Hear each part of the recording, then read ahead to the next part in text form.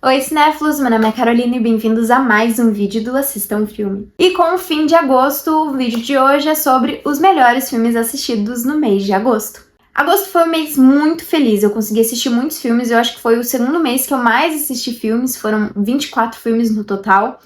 E eu fiz ótimas escolhas, eu assisti filmes bem diferentes entre si, muitos lançamentos, né? Eu pude ir ao cinema diversas vezes, assistir alguns filmes que eu tava bem curiosa sobre, e também assisti muitos dos indicados ao Oscar, que como vocês que me acompanham lá no Instagram já sabem, eu tô aí com essa meta de assistir a todos os indicados ao Oscar entre 1968 e 2024, né? Então esse mês eu consegui dar um gás bem grande, assim, nessa minha meta. Enfim, vamos aí ao ranking. Pra quem quiser ver a crítica de todos os filmes que eu assisti nesse mês, estão todos lá no Letterboxd.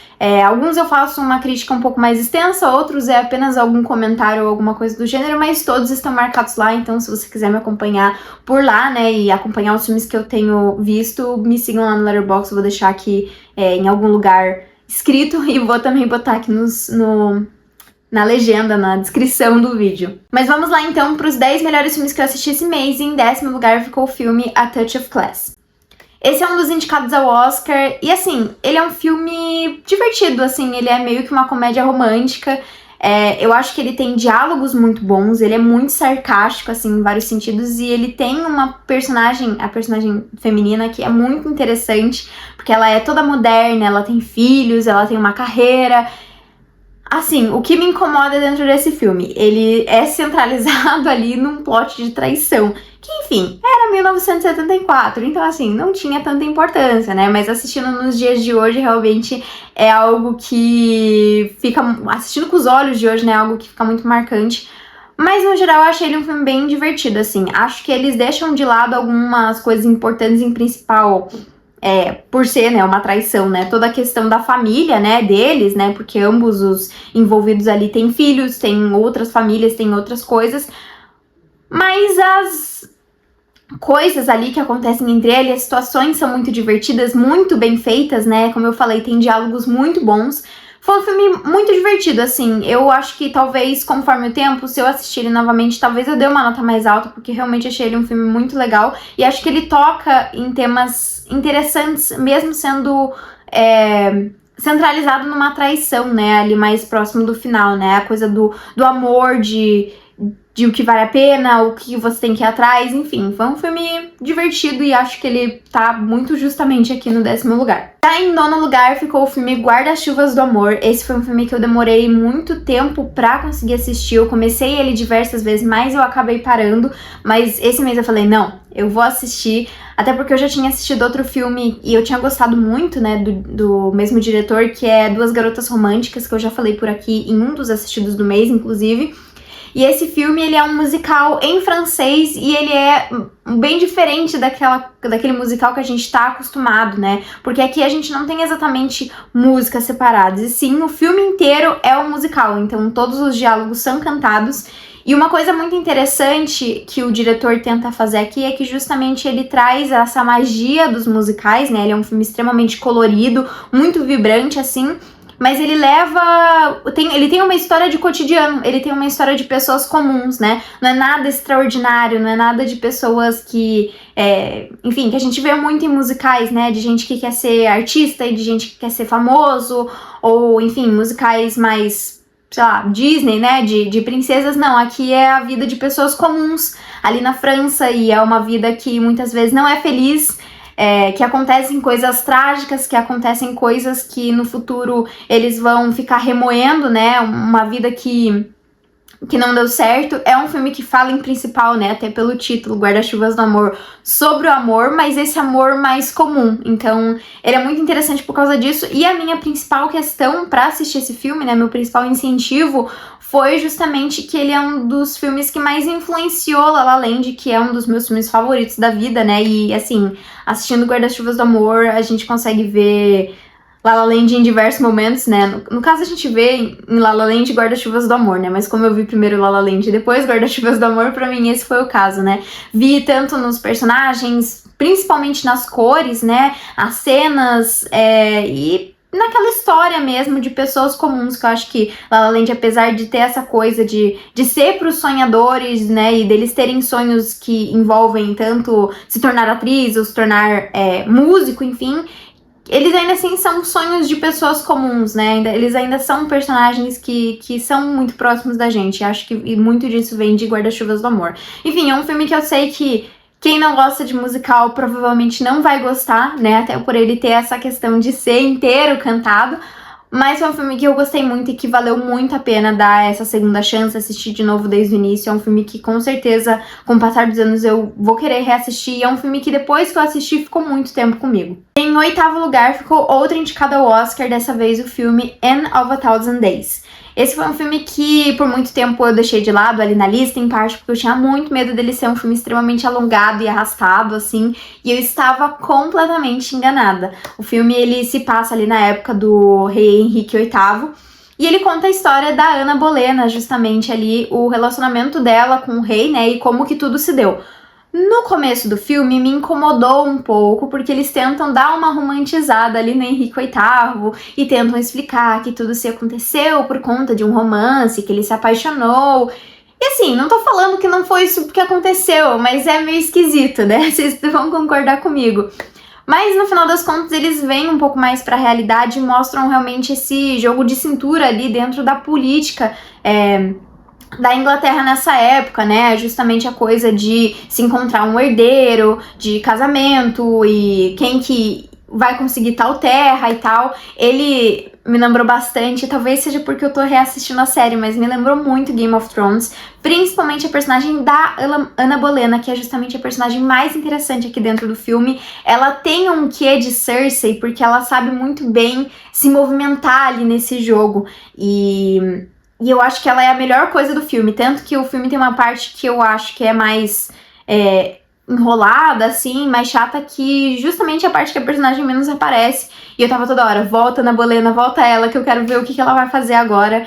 E, enfim, é uma história trágica, né, e é uma história que, mesmo sabendo o final, né, afinal, todos nós sabemos, conseguiu me manter presa do começo até o fim e interessada pro que ia acontecer. Então, nesse sentido, achei o filme excelente. Em 7º lugar ficou o filme Cries and Whispers, também outro indicado ao Oscar, dessa vez dirigido pelo Ingmar Bergman. Esse, inclusive, é o primeiro filme que eu vejo dele e ele é um filme muito sofrido, assim.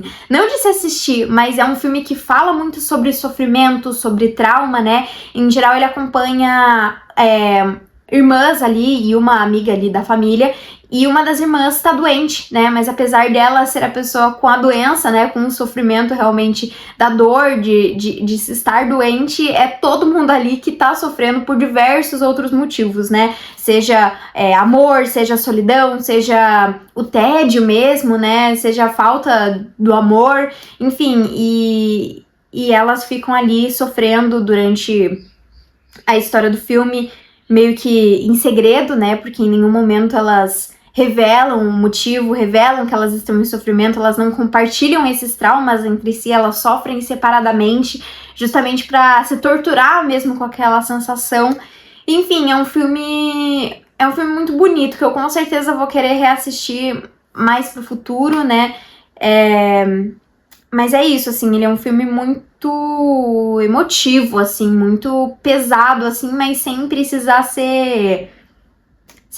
mostrar nada, assim, que seja pesado. Você sente um clima pesado justamente pelo sofrimento ali daquelas mulheres, que ao mesmo tempo consegue ser uma coisa que a gente consegue entender o lado delas, né? A gente consegue entender o sofrimento de cada uma delas e por que aquilo dói tanto dentro delas e por que elas não conseguem compartilhar esse sentimento entre si, né?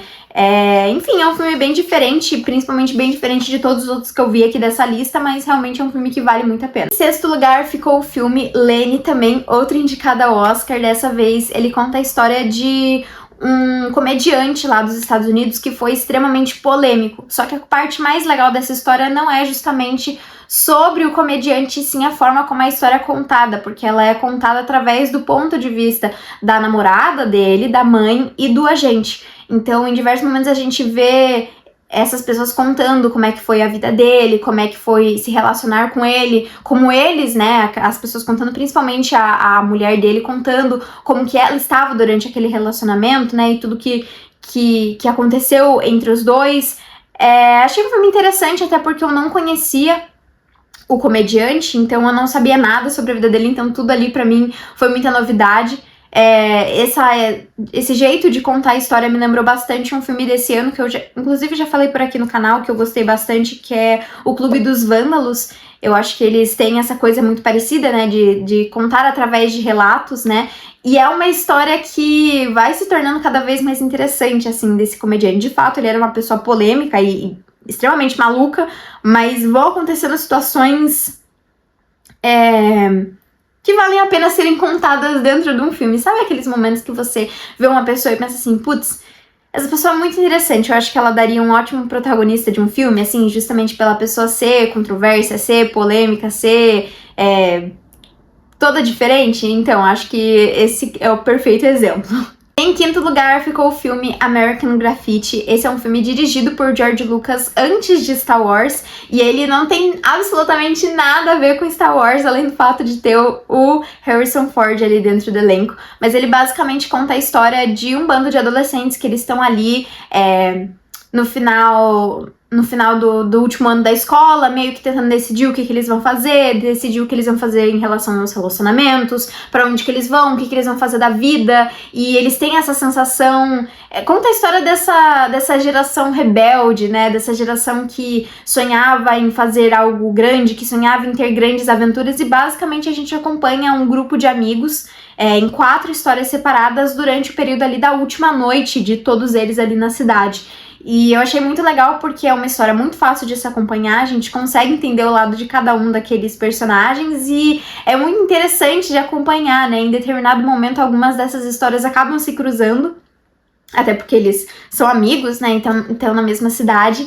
E é um filme que fala muito sobre amadurecimento, mas sem precisar falar muito, assim, né? Até porque o filme se passa num período de uma noite, que é uma coisa que eu gosto bastante. É uma noite super agitada ali, né?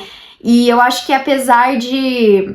Enfim, uma coisa interessante é que a gente assiste nesse filme aqui do Brasil, né? Obviamente a gente não compartilha a mesma cultura, né? Que eles tinham naquela época, mas eu acho que a sensação de amadurecimento, a sensação de, meu Deus, o que eu vou fazer da minha vida é uma coisa...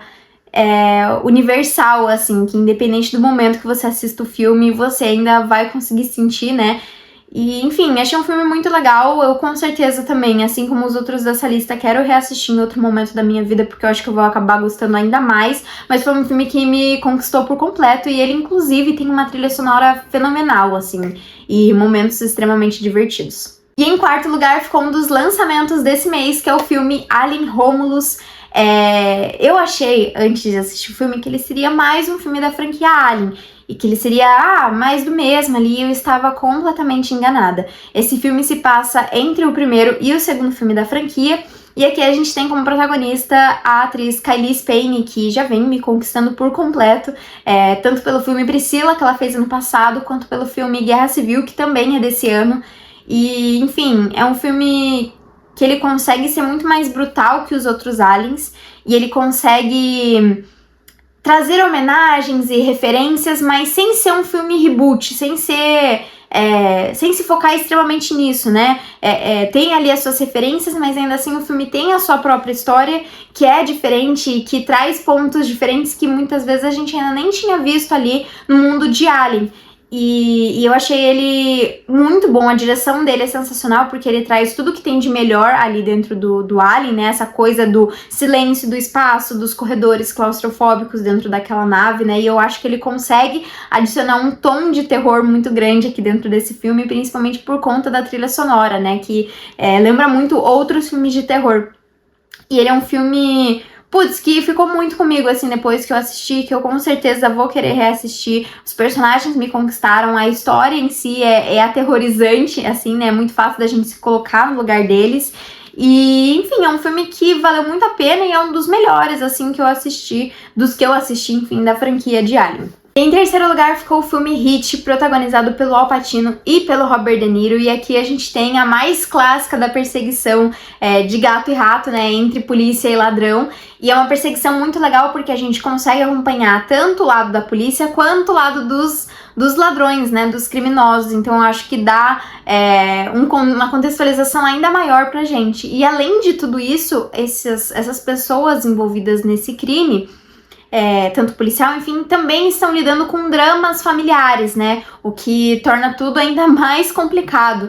Então é um filme muito bem feito, muito legal, porque a gente consegue entender o lado dos dois personagens, né? Tanto do policial quanto do ladrão aqui, e a gente consegue se identificar com os dois e entender que os dois são praticamente a mesma pessoa, só que em lados diferentes. São pessoas que compartilham uma personalidade muito similar e que se entendem o objetivo de cada um dos dois, mas que estão ali, cada um de um lado, né? E é muito legal também a investigação conduzida ali pelo policial para conseguir achar os ladrões. Também é legal de acompanhar os ladrões fazendo ali um plano para tentar se safar ali do que eles planejam. Enfim, e é um filme que consegue com muita facilidade de te prender do começo até o fim. É realmente um daqueles must watch, que eu acho que qualquer pessoa que goste desse estilo de filme, assim, de ação, que fale sobre essa perseguição da polícia, com certeza vai gostar desse aqui, porque além da gente ter essa perseguição que é muito legal, que tem cenas muito memoráveis, principalmente de tiroteio, você ainda tem personagens muito bem desenvolvidos. Eu acho que essa é a coisa mais legal aqui do filme. Em segundo lugar, pra mim, ficou o filme Phantom Thread, que é um indicado ao Oscar.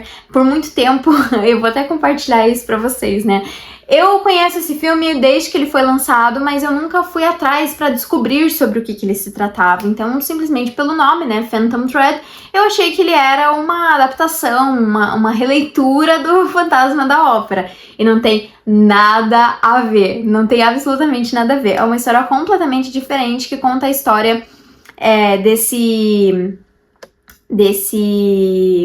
costureiro, né, desse cara que faz diversos vestidos extremamente chiques e ao mesmo tempo feitos para determinada pessoa, que acaba se envolvendo com uma mulher comum e que eles meio que tentam ali fazer um relacionamento. É meio difícil de falar sobre esse filme sem dar muitos spoilers, assim, sobre o que acontece, então eu vou deixar ele de uma forma bem breve, mas ele conta a história de um amor real, ao mesmo tempo que um amor tóxico, assim. Eu acho que ele consegue ser realista até certo ponto, mas ao mesmo tempo consegue mostrar duas pessoas meio tóxicas, assim, entre si, mas que ainda assim fazem aquilo funcionar, né? Um tipo de amor diferente, assim, que a gente vê aqui dentro do filme. Acho que ele tem momentos muito bonitos, gosto muito da trilha sonora desse filme, acho ela me conquistou, assim, desde os primeiros momentos, assim, do filme, e, enfim, vale muito a pena. E o primeiro lugar ficou com o filme Cabaret.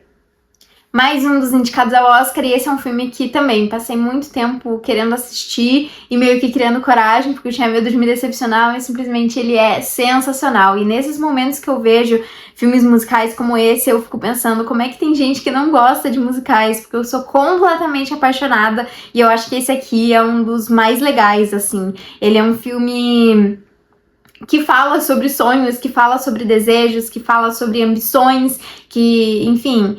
E tem essa personagem extremamente realista, né, que é a Shelley Bowles, e ela é uma personagem que, apesar de extremamente excêntrica e diferente, ela consegue ser muito realista pelos sonhos dela, né, pelas vontades dela, pelo jeito dela de ser. É uma personagem que é muito interessante da gente acompanhar, que a gente, assim como um dos personagens aqui do filme, a gente fica meio impressionado com ela, né, a gente meio que quer saber cada vez mais coisas sobre ela, sobre a vida dela, sobre o que ela quer. É um filme que tem músicas muito legais, uma em particular que eu já gostava de fazer muito tempo antes de assistir no filme, mas que aqui ganha um significado ainda maior quando a gente vê junto com o resto do filme, que é Maybe This Time. E, enfim, é um filme sensacional que vale muito a pena pra quem gosta de musicais, quem é apaixonado, porque eu acho que aqui a gente tem, assim, a perfeição da perfeição, né? E, enfim, é um filme extremamente divertido que, além de contar essa história sobre ambições, sobre vontade, sobre amor mesmo, ele ainda tem como pano de fundo justamente a Segunda Guerra Mundial, né? Porque ele se passa na Alemanha e tem ali a chegada dos nazistas, então Nesse sentido, ele me lembra bastante Noviça Rebelde, que também tem essa coisa de contar uma história e meio que de fundo a gente ir acompanhando os acontecimentos da Segunda Guerra, né? E aqui também tem isso, que eu acho que deixa o filme ainda mais profundo. E além de ter essa personagem dela, a gente ainda tem vários outros subplots ali dentro do filme que são muito interessantes e que também tem a ver com a questão da Segunda Guerra Mundial e que tem a ver com a protagonista, enfim. É um filme sensacional que vale muito a pena. Mas então foi isso, pessoal. Se você gostou do vídeo, não esquece de curtir, compartilhar e comentar quais que foram os melhores filmes que você assistiu nesse mês e também deixar aqui nos comentários o que vocês acharam da minha lista. Então foi isso e até o próximo vídeo.